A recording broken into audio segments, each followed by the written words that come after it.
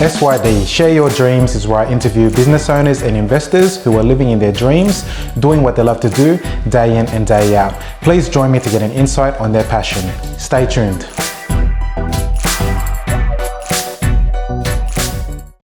Hi Rupert. Hey Chris. How's it going? Good. How are you? Good, thank you. Thanks for coming down. No worries. Pleasure having you here. Another episode of Share Your Dreams. Mm-hmm. So it's a video that I do with business owners and investors to talk about their passion and their goals and things like that. Yep. So it's a pleasure having you because obviously I've known you for quite a while now. We went to the same school. We play ball together, so we've got some history there. Yeah. And you're also one of my clients too. So I appreciate you coming down and being a part of this. So no worries. Yeah, thank you. So let's kick it off. Can you tell us how you got into investing? Yeah, so I got into investing because my wife and we wanted another way out or another way of doing things. Yeah. The normal 9-to-5 job just really wasn't working for us. Yeah. And we did up a spreadsheet and we forecasted our next 10 years, 30 years, and it wasn't looking good. Yeah. Like if we built our dream home, we kept the same jobs and inflation and everything, and we would just get stuck in the same place and always just surviving and not really living life. And so we looked at investing through a property seminar that we went to, and the trend of like property prices has just been going up for the last 80 years. So we were like, why not join the trend, get into property, get into investing, and it's just another way. So get in now because it's just going to keep going up and up. Yeah. It's like the number one rule in real estate. Like when should you jump in? Just jump in yesterday. Yeah, you should have jumped in yesterday. Exactly. Okay, so that's excellent. Can you share with us like your experience that you had with purchasing your first investment property? Can you take us through that? Yeah. Okay. So our first investment property, at 3 a.m. every morning. For a week, I drove to the land sales office of a developer, and I would see if anyone was lining up. Yeah. Because you needed to line up to get onto the list, just to be able to buy your own, or be on the list to get a piece of land that they were selling. Yes. And it was one of those crazy days. So the week went by. There was some people camping. I had my bag ready to camp as well. And on a Saturday on the weekend, my wife and I, we went there about 8 o'clock, so it was a bit later this time, but we thought, we'll just check it out. Maybe it's today that they send the email out and that people would need to line up. And we saw people just walking casually towards the sales office, and they had families, and we were like, man, we don't want to be... How are they going to rush if it's today? Yeah. So we crossed the road, we were walking really fast, and suddenly we just saw people started running towards the sales center. Yeah. And we're like, oh, we got to run too. We don't know why. Let's go run. So we bolted across the road, we jumped across the railings, and we got in line. So it was crazy. And we got number 30 out of 60 lots that day. And it was good for us because I think... at its peak, it nearly doubled in just a couple of years. So, so we knew the value of it. No, definitely. Me and my wife, we experienced that too when we bought in southwest of Sydney. We were one of the last groups to camp out as well. And I think we camped out for like 3 or 4 nights. Oh, wow. 3 or 4 nights. Yeah. And then I think after that, they changed the system. Now it's you just put your name down, they give you a number. And then I think they call you or they email you, and then you've got to be at the office within a certain amount of time to secure that lot. Yeah. So, it was a crazy time, but it was an experience, definitely. Yeah. A profitable experience as well. Profitable, definitely. Now, in regards to property investing, did you come across in the early stages any obstacles? And if you did, how were you able to overcome them? Yep. So with our second property, we decided to buy interstate. And we didn't have any experience. We didn't know how to buy interstate, and we didn't know the areas, and we didn't have the knowledge. So we overcame them by getting a buyer's agent. Yes. And at the time, it was really good. Yeah. So they did everything for us. We paid a fee, and they found out what we wanted and Yeah. they got it. They So, got it. yeah. Yeah. And the second time, or the third time we got a property, we decided to do things ourselves. Yeah. So we went interstate. We went into Launceston Yeah. a couple of years ago, or actually just last year. Yeah. And yeah, that's been good as well. So learning Yeah. Well, experience. I guess it's good to have that experience the first time, because obviously when you're new to it, you want to have that guidance and support, obviously, and then after that, it's like riding a bicycle. I guess once you're confident, the experience, the ins and outs, then you can start doing things on your own. You got the confidence. Yeah, exactly. Yeah. And sometimes you just need a bit of help in the beginning, and like you said, just once you've got it, you've got it. Yeah. So.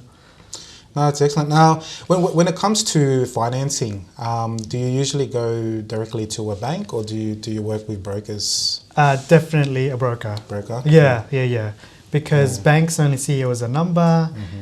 You don't really have that bargaining power with you. And brokers would know exactly what your situation is, and they would know certain products that would fit your criteria. Yeah. And what's important about a broker is they would know if you would be approved or not. Or not know, but would know more about it. Yeah. Because credit hits on your file matters. Yeah. And if you go to different banks and different banks and you decline, get different multiple hits. Yeah, no, definitely. Yeah. Yeah, no, actually, and the reason why I asked that question, because a lot of first-time investors, they don't know this, they're not experienced with it. Same with myself. Like when I bought my first property, I was 19 at the time. I didn't know anything about brokers, so I just went. Whoever I was banking with at the time, I just went into the local branch and said, I want a home loan. Nice. You know what I mean? And then after the second, third, then you start to learn the ins and outs of the game of property investing. Then you know how powerful it is to have a good contact in the mortgage broking industry, and they can get you, sometimes special deals, special rates that are not being advertised online. So it's good. No, brokers definitely. Excellent. I think we touched on this already. When it comes to researching, looking for new locations and things like that, as you said, you've used buyers agents in the past, and then now you do it yourself. You're confident, but it's good to still keep learning, and whether it be online or on paper, newspaper, get to see what the market is like, what the market is trading. Definitely, I think I think it's probably better if you did your own homework and everything. You got to know that. Or what you got to figure out is everyone's got an agenda, and you just got to realize what that is, and if it matches your agenda, then you can do business together. But ultimately, you know your own agenda, and you know your needs, so you have your best interest at heart. So all the things you research and the decisions you make would be the best for you. So I think maybe do your own homework would be best. That's great. Now, with you and your wife, when it comes to property investing, do you guys have like a why and purpose for why you got into it and why you're... Definitely. So our why is pretty much our family. So we've got a young son now, young baby, and we just want to have the time freedom and financial freedom to do what we want and not just survive in life. We want to live life to the fullest. So we've designed goals so that we would be able to do that every single day. That's excellent. And do you have a 5-year plan? Like where do you see yourself in 5 years in regards to property investing? Property investing, get a few more properties in hand.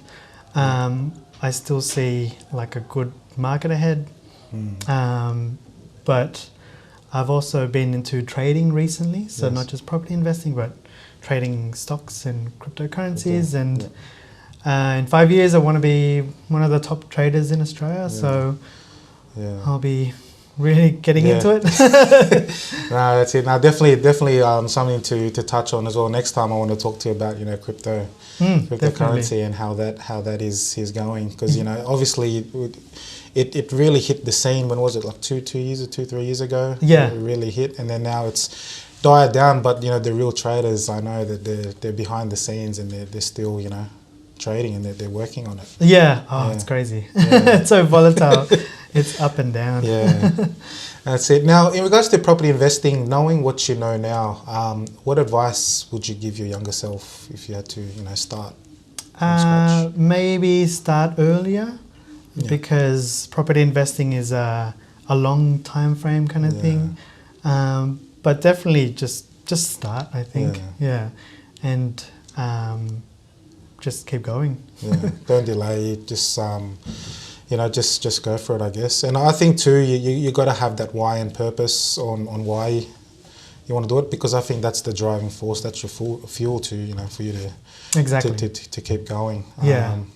Property investing is only a vehicle and to get you where you want, but first you got to know where you want to go. Yeah. No, excellent. Now, tell us a bit about yourself. Like, what are your hobbies and what do you like doing outside of business and investing? What do you like doing? So a couple of things. Yeah. There's trading, kind of like a hobby. Yeah. I like reading manga because the characters there, they always push themselves out of their limits. And basketball, you touched on it before. Yeah, we play in the same league. Yeah. And you beat us before. We're going to pay you back one day. No, they're a good team. They're a very good team. And basketball. It's so fun. It's good. Now, in regards to basketball, because I like asking this question. Like, if you could pick a team or like purchase a team to own, which NBA team would you pick and why? Currently, good question. So. Definitely Lakers. Yeah, they're Lakers. Los Angeles Lakers. I've been with the Lakers for ever since 20 years, I don't know. Yeah. But in terms of business as well, they're one of the highest valuing NBA teams. So owning them seems like a good idea. Yeah, that's it. It's like Lakers or Celtics, eh? Yeah. And then now it's a big thing because obviously LeBron is there. I'm a big fan of LeBron. Oh, yeah, nice. Love LeBron, and now AD is there. But now Lakers, LA has got two great teams now, so it'll be exciting to see what will transpire in the new season. Yeah, definitely. Yeah, it's going to be a good season. Excellent. Now, my next question is in regards to keeping you motivated. Like with me, I like listening, to music and podcasts. Yep. What about yourself? What do you prefer? To audio podcasting. Yeah. Music is good, and podcasting it puts you into that mindset where, and you learn a lot from podcasting. Yeah, no, definitely. Especially with me, I'm always out on the road, so I do like listening to podcasts. You just learn a lot of. Constantly learning is the main thing. Yeah, exactly. Podcast, do you have a favorite at the moment, or who are you currently listening to at the moment? Do you know? So at the moment, I'm listening to not so much a podcast, but it's a Twitch streaming video. Okay. It's by a guy called Kazanomics, and he teaches about trading and how to trade properly, and it's making a lot of people rich. So or nice. Getting into that learning phase. So no, excellent. I'll have to write that down and check him out. Yeah, exactly. Yeah, it's good. Excellent. Now to wrap it up, Rupert, can you share with us like a tip or advice for our viewers out there, people who are looking at getting into property investing? If you've got any tips or advice that you can share with them? So my main tip would be to always keep changing and be comfortable being uncomfortable, because everything in the world, it's always changing. And if you're not going out there and improving yourself and changing, then you're going backwards. And when people say investing is risky, I say not investing is risky, because everything is getting more expensive. Things are always changing. You don't know if your job's going to be secure or your business is going to be secure for the next 5 years. So you just got to keep changing and trying to better yourself and better the situation for you and your family. Yeah, no, definitely. Because it's always good to expand your knowledge. You don't want to just focus on on one thing, like rely on one income, for example. So it's good to open other doors and learn new things. Like yourself, whether it be prop investing, trading, and it's whatever you're comfortable with, or what you think you will enjoy, and then learn it, and then continue to grow that way. Yep, exactly. Excellent tip. Thanks, Rupert. No worries. Thanks again. Thanks for coming down. Me. Thank you. See you later, guys. Say